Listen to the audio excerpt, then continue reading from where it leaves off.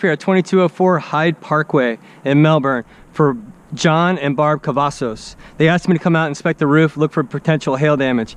I would have to say that this is one of the most picture perfect examples, very much to my surprise, of hail damage. And I would love to point that out to you.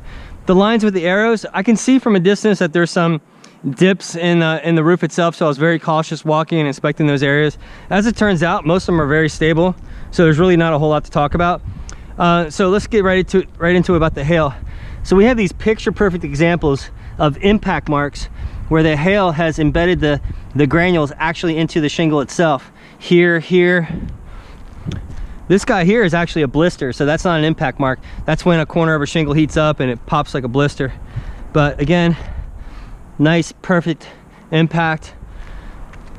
I don't have to point them all out to you, but I just want you to have a crystal clear understanding of what I found and what I'm seeing here. Really excellent examples. On the back, it's actually even more pronounced. Look at these guys. Okay, that's a blister, so there is a difference. Nice impact. Oh, by the way, that's kind of a good sign too. Looks like a blister. Impact.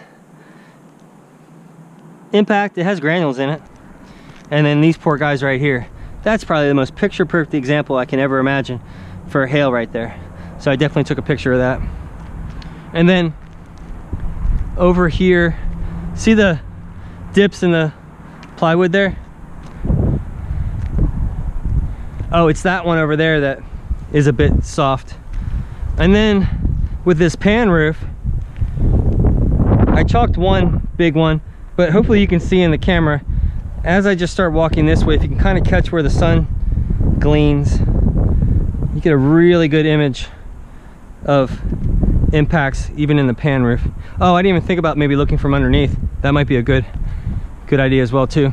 So there's really not a whole left to talk about. Oh, that's an impact, but this I thought made a resounding cracking noise. Yep. So let's talk 30 seconds about what we're going to do for you when the time comes. We're going to remove all these shingles, get down to the bare plank board. This isn't plywood. This is rock solid plank boarding from the 50s probably. But there are a few areas that do need to be addressed. We're going to take care of those, not charge you extra. We're going to reboot the power mast. Oh, this poor guy doesn't have a cap. That goes right into your furnace. So that definitely needs a cap. Like that one. We'll get rid of the skylight dish. Again, bare plywood, plank board roof. We're gonna re-nail this roof surface to the trusses according to code every 6 inches. Well, actually we do it every 4 to 5 inches. We're gonna cover this entire roof with waterproof barrier, peel and stick, and then we're gonna put your CertainTeed landmark shingles over top of that, okay? Flat roof seems to be in decent shape, but we'll talk about that. I'll price it in additionally, yet separately as well.